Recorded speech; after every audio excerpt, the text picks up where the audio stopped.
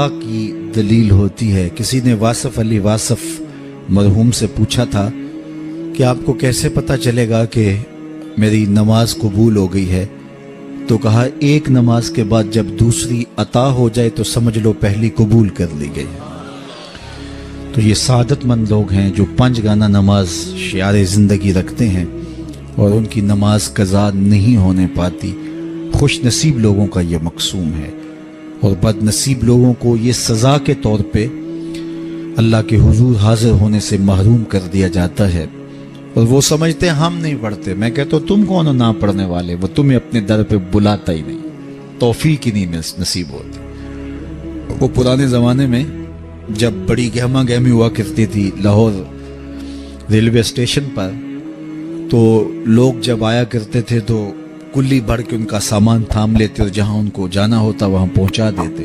تو ایک صاحب اترے تو ایک بوڑھے کلی نے سامان پکڑ لیا، تو جب اسٹیشن سے باہر آئے تو سامنے نوری مسجد پڑتی ہے، تو اس کے قریب پہنچ کر اس نے کہا کہ میکلوڈ روڈ پہ جانا تھا، تو کہا میری نماز اثر ابھی رہتی ہے تو تم سامان کے پاس رکو میں نماز پڑھ لوں۔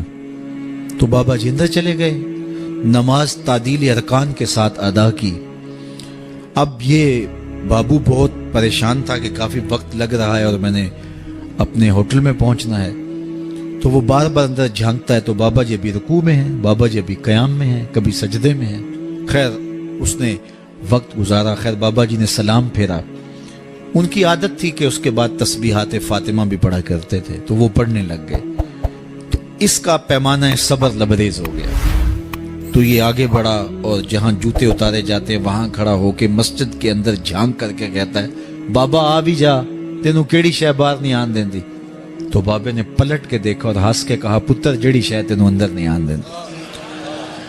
تو یہ اس کی توفیق کے بغیر ممکن نہیں ہوتا۔ میں نے دیکھا ہے بوڑھے شخص، بوڑھے اشخاص، ان سے بیٹھا بھی نہیں جا رہا ہوتا، تو وہ بڑی مشکل سے لاٹھی ٹیکتے ٹیکتے مسجد کا رخ کرتے ہیں اور سخت سردی میں ٹھٹرتے ٹھٹرتے مسجد میں آ رہے ہوتے ہیں، ٹھنڈے پانی سے وضو کر رہے ہوتے ہیں، اور دوسری جانب ہٹا کٹا نوجوان ہوتا ہے اور مسجد کے سامنے سے سینہ تان کے گزر جاتا ہے۔ اندر سے اللہ کی پکار کی آواز آ رہی ہوتی، اس کے نمائندے کی پکار کی آواز آ رہی ہوتی۔ تو یہ توفیق ہوتی ہے، اللہ سے توفیق مانگو، وہ کبھی سجدے سے محروم نہ کرے، وہ اپنے حضور جھکنے سے محروم نہ کرے۔ قیامت کے دن اللہ تعالیٰ لوگوں کو کہے گا کہ میرے حضور سجدہ ریز ہو جاؤ۔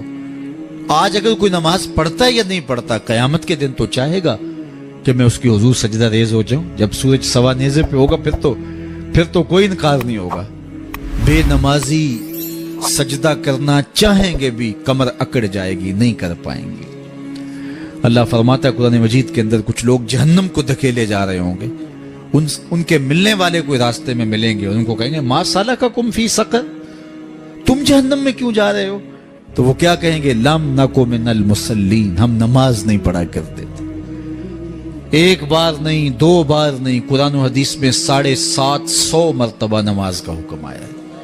یار ایک بات میں آپ کو کہوں، ہمارے خطبہ کہتے ہیں کہو سبحان اللہ، تو سامعین نہ کہیں تو وہ ناراض ہو جاتے ہیں، کوئی مذاق کر دیں گے، پھر سخت غصے میں آ جائیں گے، کئی تو ناراض ہو کے تقریر چھوڑ دیتے ہیں کہ میں تمہارے پاس آیا ہوں، تم زور سے سبحان اللہ بھی نہیں کہتے۔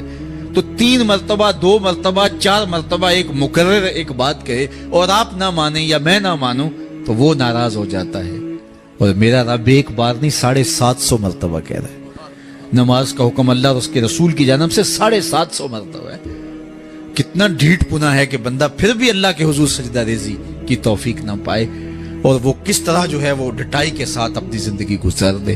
5 گانا نماز شعار زندگی بنا لو، یہ دین ہے، اس کو اچھی طرح سے روحوں میں اتار لو، اور 5 گانا نماز کبھی بھی تم سے قضا نہ ہو۔